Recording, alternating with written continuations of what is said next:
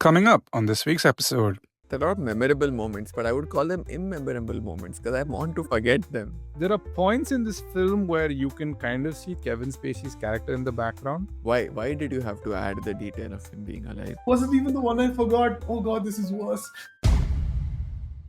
Okay, before we dive in, a quick heads up. This episode contains discussions of violence and disturbing imagery from the movie Seven, as well as references to real-life serial killers and true crime cases. While we won't show any explicit footage, we do go into detail about the murders in the film and some real-world examples.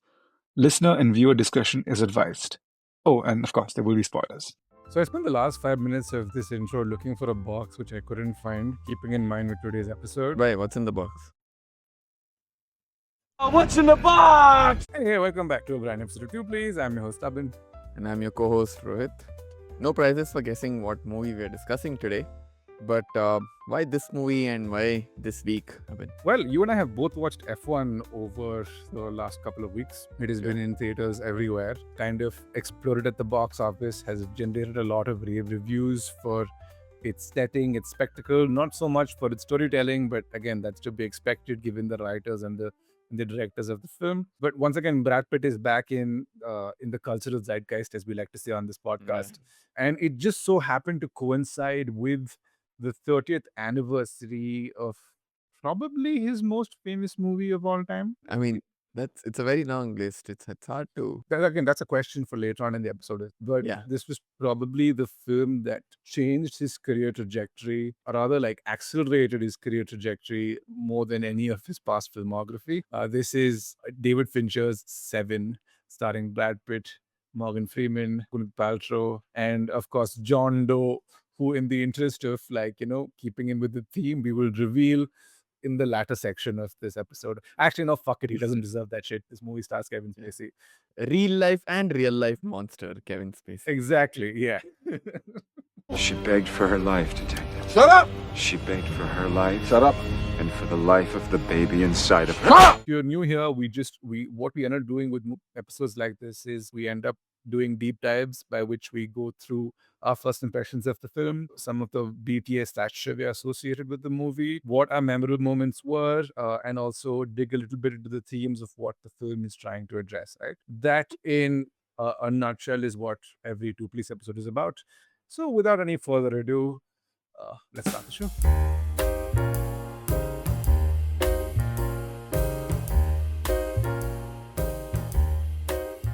Seven deals with two detectives, David Mills and William Somerset, played by Brad Pitt and Morgan Freeman respectively, who are on the hunt for a serial killer in some unknown city in America where it's always raining, where the serial killer is reenacting, or rather is performing gruesome murders in the name of the seven deadly sins. Now, my first impressions about this movie, if I had to sum it up in one image, have you seen that meme of person, like it's a macro image of somebody looking at a phone and their jaw just dropped and their eyes show horror? Like it's in an image summarizes my first experience watching this movie.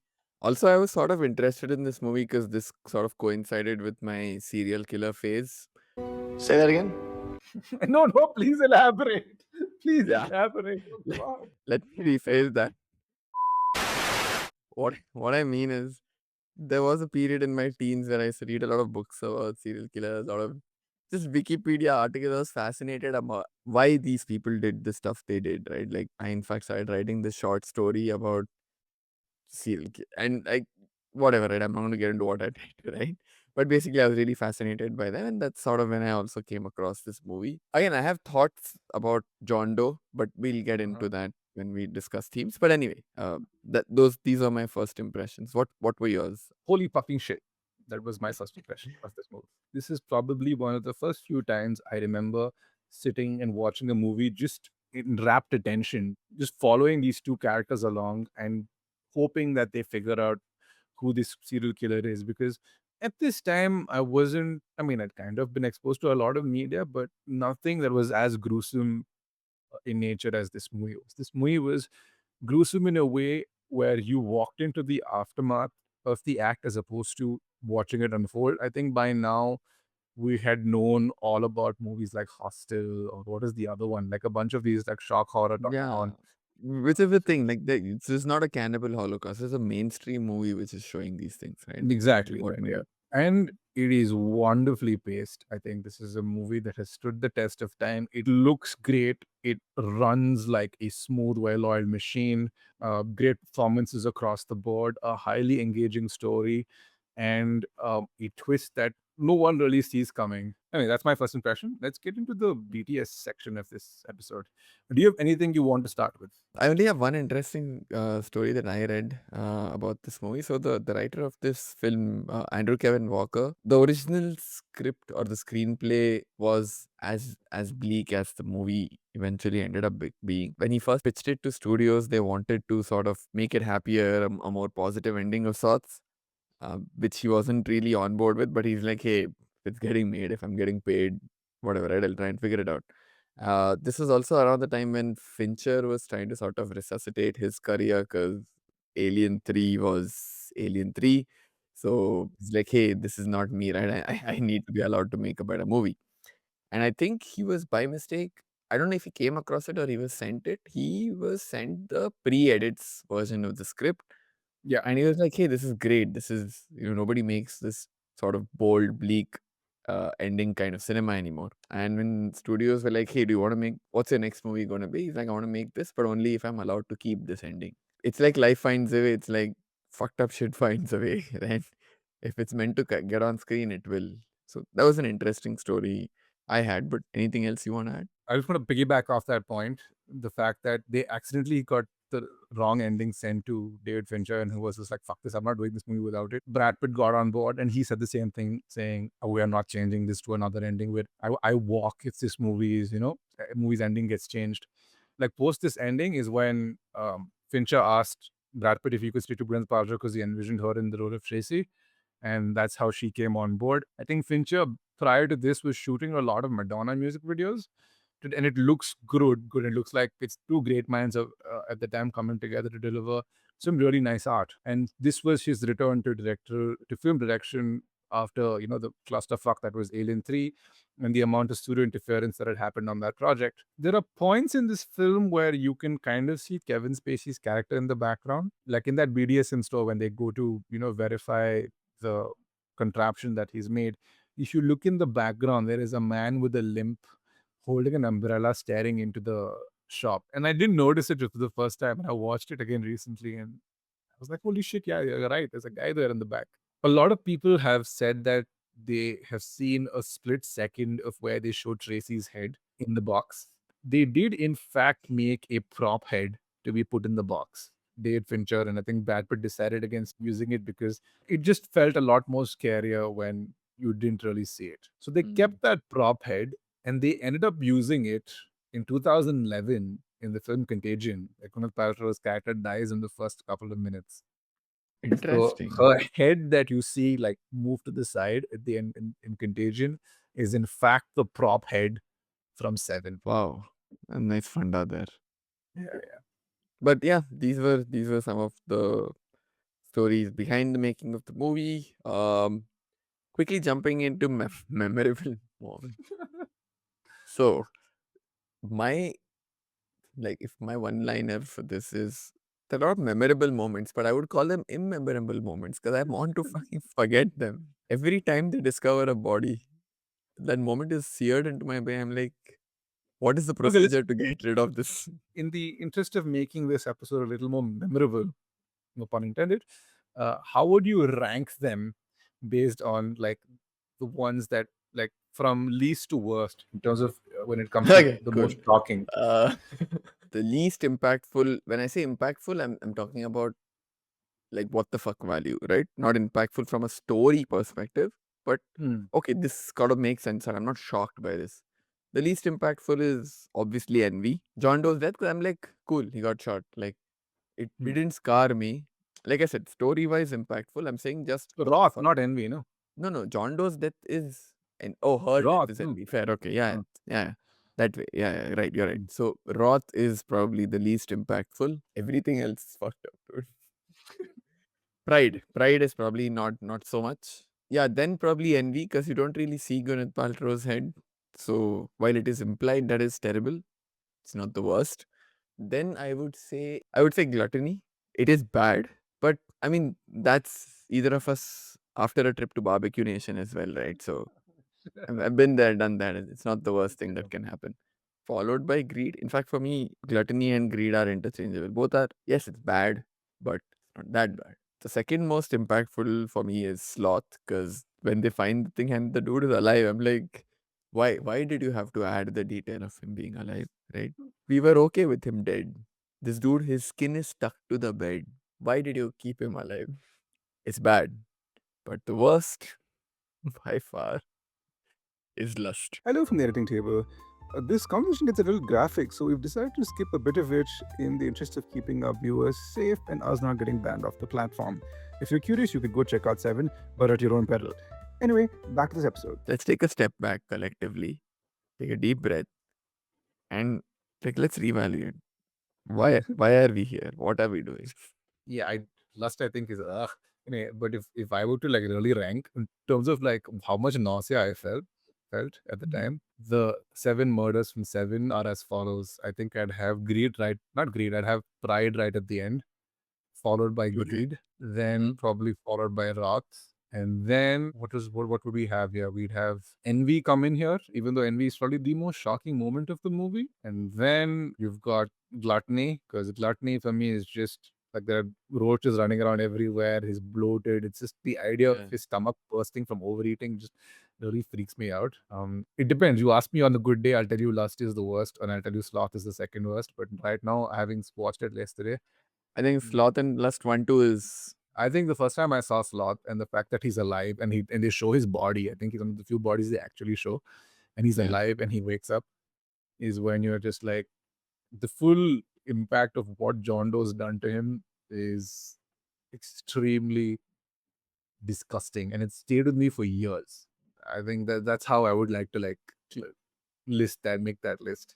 Anyway, I think that's the memorable moments in terms of performances. Pitt and Freeman are great. I didn't know Kevin Spacey was in this movie when it came out. I don't know if you knew Kevin Spacey was in this movie when it came out. no, I did not. it- And in fact, again, well-known funda in quiz circles, they don't show his name in the opening credits Yes, to keep that suspense going, right?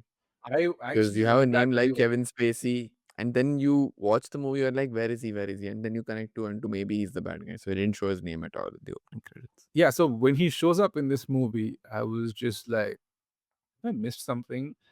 And he ends up just taking over the movie after that. Like every scene he's in, he invokes a visceral reaction from the audience. Even me, last time I was watching this movie, I hated his character so much. And on top of the hate I have for him as a person. So it's just, I was like, it sucks that you're this good at your job. And right Mm. from the first screen he appears, right? He's covered in blood and he's like whatever surrendering himself. Sure, he's there in the movie earlier in the background or whatever, but in terms of an introduction, I'm just like, whoa. Like immediately everything else is secondary, right? I'm just focused on who is this person and like what's happening. And yes, he definitely makes use of the dramatic entrance. And like you were saying just now, it sucks that he's an asshole individual in real life, but but that he's so good at his craft. In fact, before all of this news came out, I was also genuinely fond of him as of not I should say not fond of the person he was, which is wrong, but the persona he put out, right? He was supposedly this genial guy, big fan of Billy Wilder, big fan of like that, big fan of Jack Lemmon, good friends with him. In fact, I think they did a movie together. Again, these are all like for those who know, Apartment is one of my favorite films. It's right there in the background. So I had a lot of like, okay, like Kevin Spacey and I like a lot of things. You know, that's how a lot of common, a lot of the same things. So that's how I sort of looked at it. And when all of the shit about him came out, I was like, why are you an asshole? Et tu, Kevin. Especially for those of us who got onto early Netflix, House of Cards was Yeah. such a big thing for Netflix back in the day. Like we single-handedly pulled viewers onto that platform, right? Yeah. Again, it was a David Fincher collaboration that he did there. If only we knew it was a documentary. Oh yeah, who fucking knew, right? A lot of famous people came out of that, and it's very irritating to see what happened with Kevin Spacey. But you know what? Fuck that guy. So But anyway, I want to get back to that particular scene. While I was watching the film, I was trying to figure out how they were going to catch this guy. Up until this time, the detectives in the film are usually the smartest people in the movie, right? Very rarely have they been outsmarted. I think Chinatown is probably one instance where the detective doesn't figure it out. He figures it out, but there's nothing he can do. He Nothing he can also do about it. realizes that nothing he can do about it. Nothing And he can then do about forget it, it. Jake. It's Chinatown. Just Chinatown, move on. yeah, Let's exactly. go. Hmm. And similarly, I think with this, I was trying to figure out how exactly are we going to work this. And when I see Kevin Spacey show up in the police station covered, which what I would expect is Tracy's blood, you're like, okay, where is this movie going to go now? And I've had this reaction with just one other film.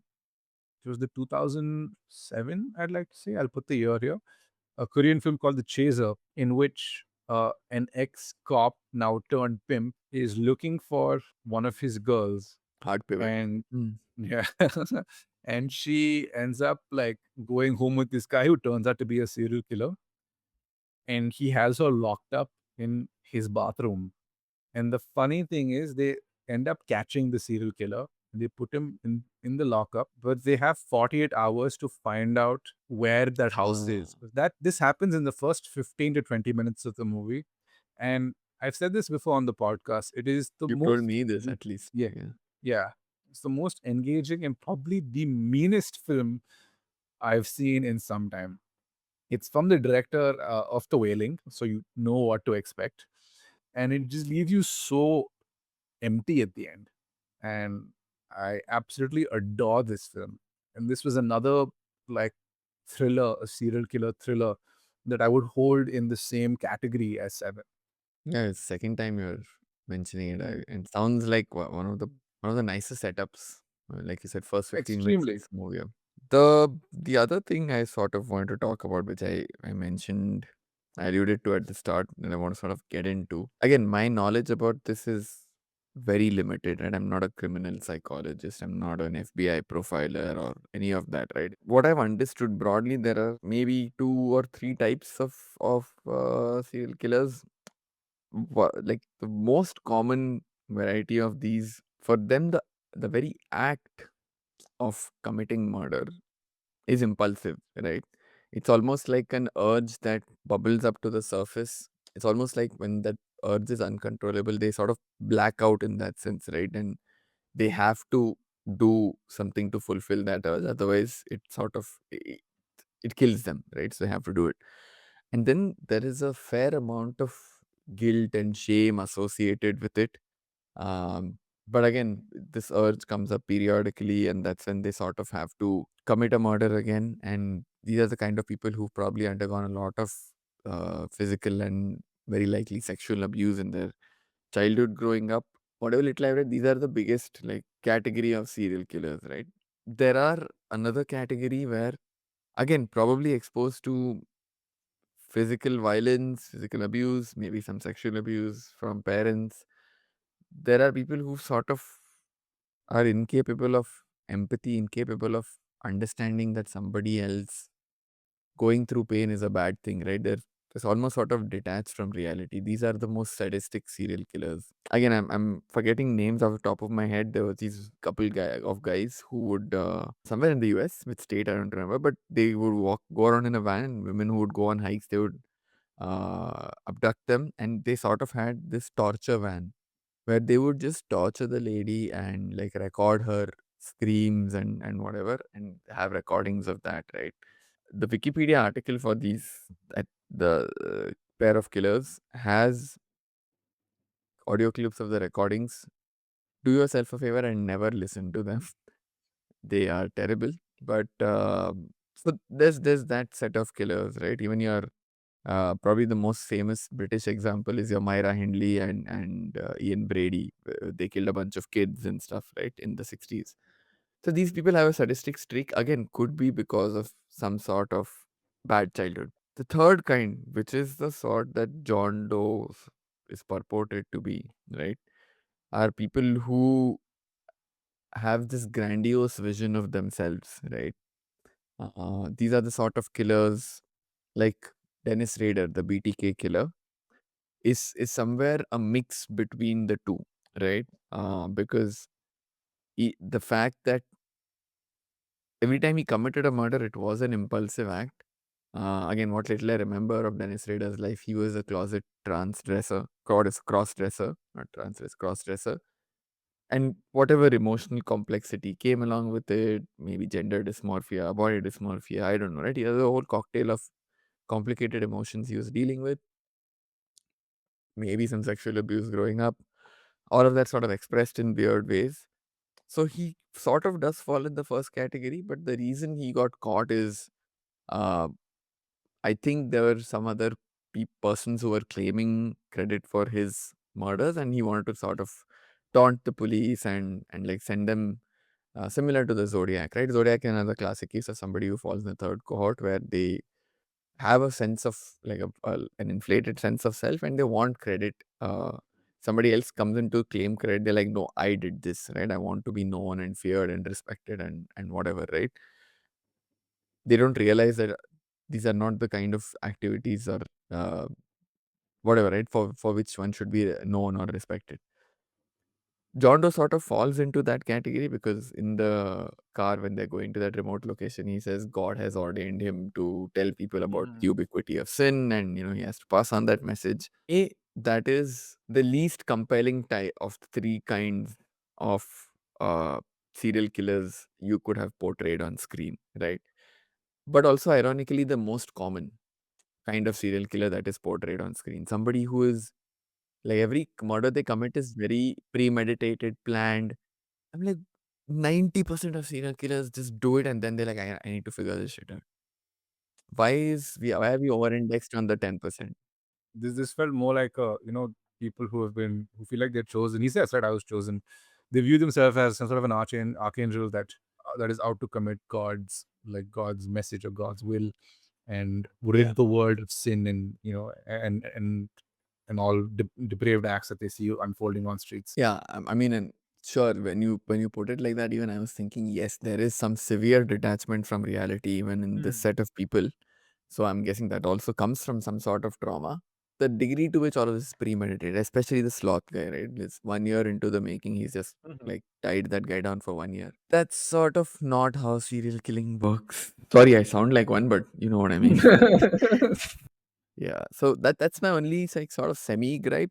Again, very compelling character. I'm not trying to like take away from that or dilute it. It's like Rocky, right? Southpaws are probably 10% of. Okay, I'm not saying Rocky is a serial killer. What I mean is, Southpaws or left-handed boxers are probably 10%, or 1 in 10 boxers are Southpaws. And Rocky is a Southpaw. But now because Rocky is whom they focused on, people probably think that's how most boxing form looks like, right? That's what I mean. You're over-indexed on the outlier, while the majority sort of like Ed Kemper in Mindhunter is a classic case of the first cohort, right? Where a lot of shame and like humiliation and um, sexual baggage that he had a very complicated relationship with his mother. So that first murder of his mom, that trigger event, it happened, right? It wasn't like he had planned for it and he got overwhelmed in the moment. It happened, right? That's how most of these things start, and then there's periodicity, the repetition to it, and that's why they end up doing this again and again, right? That to me is so much more compelling because it gives me a window into the human condition, the sorts of which I haven't seen before. Premeditated, sure. Like I've seen premeditated murderers as contract killers. I've seen like there are so many people who premeditate murders and do. What's new there, right? So that's my only. I would have maybe done that bit a little differently. If say Warner Brothers had approached me to make Seven, right? So just saying in that hypothetical scenario. But other than that, yeah, I have nothing but respect for how the entirety of this film. Like I feel like we've kind of like ventured into the themes without really bookend, like mentioning that this was start of a section, but this happens. Conversation flows, it goes that way. What else would I like to allude? I like the fact that this movie came off the back of 80s and 90s New York. It's never acutely mentioned where this film is shot, but New York in the 80s and 90s had a massive crime problem, and it was a very bleak time to be like, to either walk the streets or take the subway because the rate of crime was extremely high, and I think that served as the primary inspiration for Andrew Kevin Walker's script. He wanted the world to feel cold, and the world does feel cold. The only time it feels a little warm, like if you notice, the only time warm lights are used is probably in Tracy and David's house, right, where it feels a lot more comforting than the rest of the film does. The rest of the film is in sharp blue colors. They ran the actual film of this of the movie through a technique known as bleach bypass, where it kind of strips away a lot of the color, I mean, giving it this slightly darkish blue tone, highlighting the shadows. It felt like a world devoid of humor and life. Yeah, and the constant rain doesn't help. And again, there are a lot of video essays on this out there. Most of them good, about how Fincher also uses editing and camera angles and the cutbacks between characters speaking to show the flow of the power dynamic changing in the course of a scene, right? When two people are talking, if their sentiments towards each other are changing, or if the power dynamic, who is in charge or who is driving the conversation. There's a lot that Fincher keeps doing to subconsciously keep cueing that to us in the film.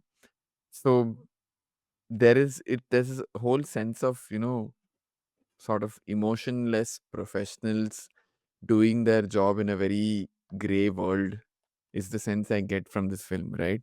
Mills's character has that sort of energy, and he sort of injects some energy and empathy and like, hey, let's give a shit about what's happening, right? Everyone else is going about their job. So he brings that urgency, and that's what Brad Pitt's character is supposed to add to every situation, right? I mean, him and Tracy show that vitality which the people in the city seem to be lacking, which is essentially why Kevin Spacey is envious of their equation and Yeah. decides to kill her, right? So all of that ties back together.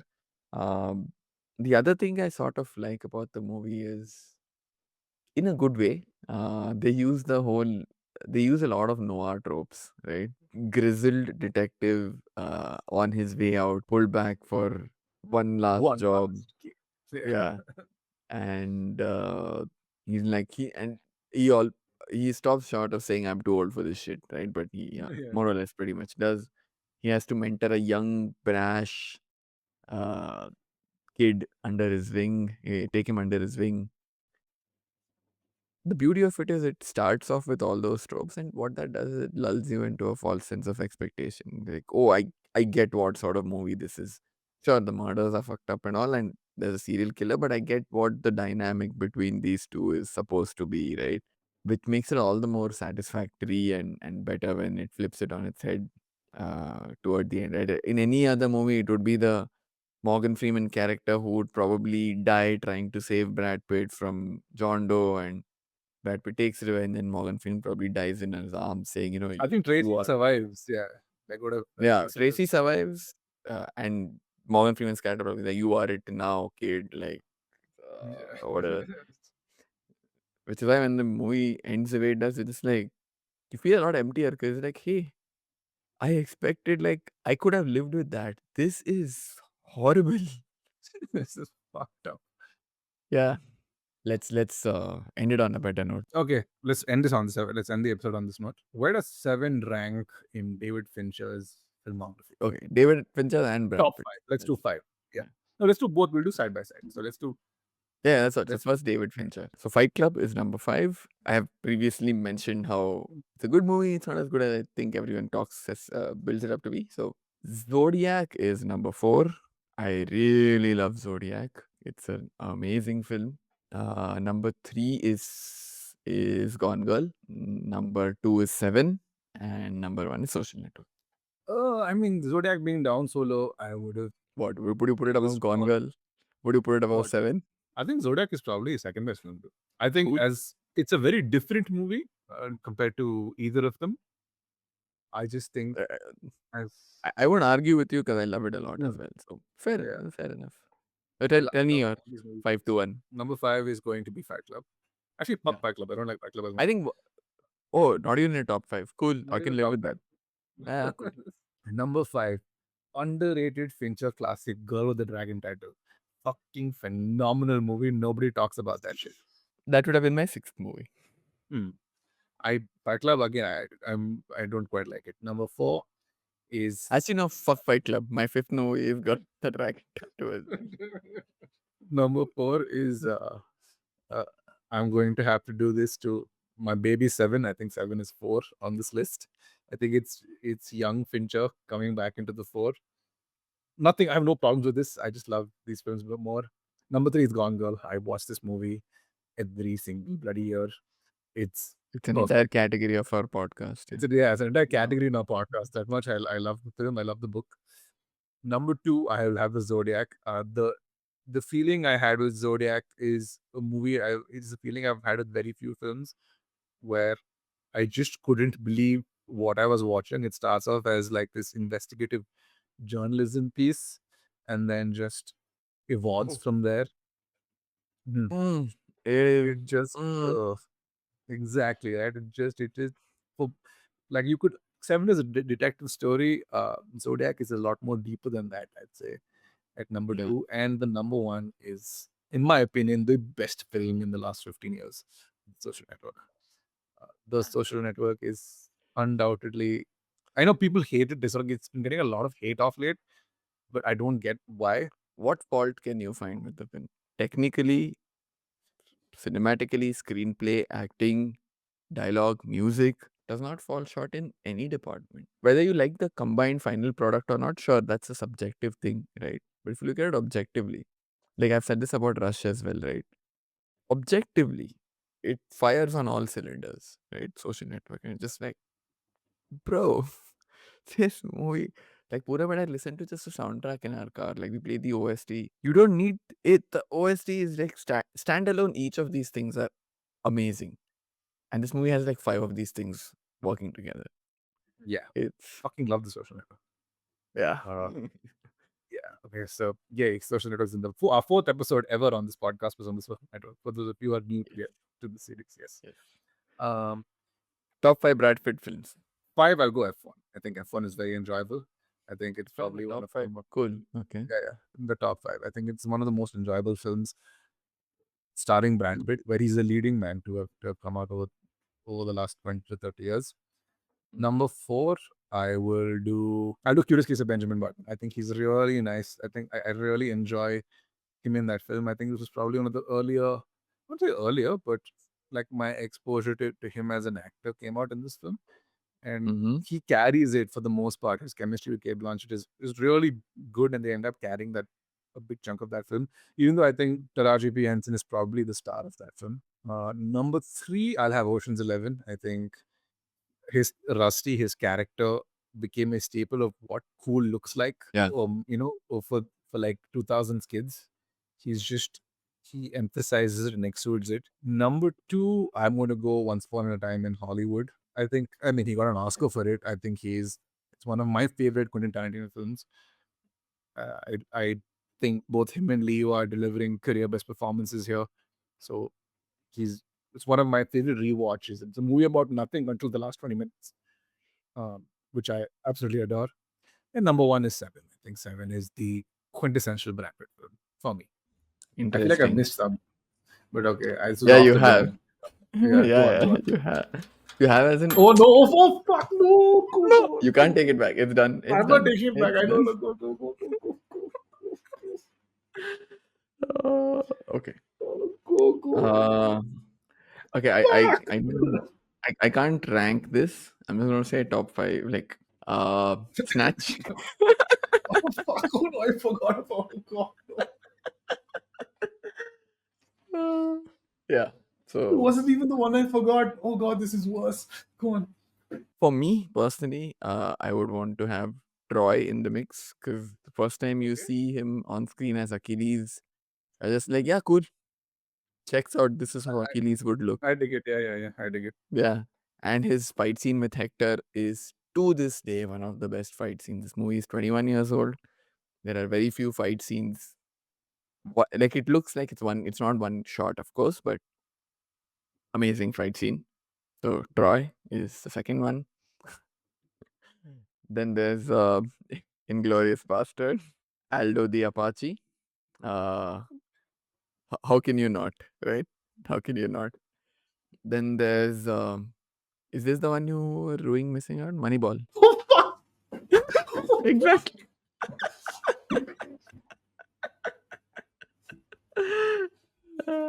He had a lot of good films. Moneyball. Oh, God. I'm done with 4. Cool. Yeah. Oh, God. This gets we worse. may not be big on the film, but it is probably Brad Pitt's most memorable role. This is Fight Club. Okay.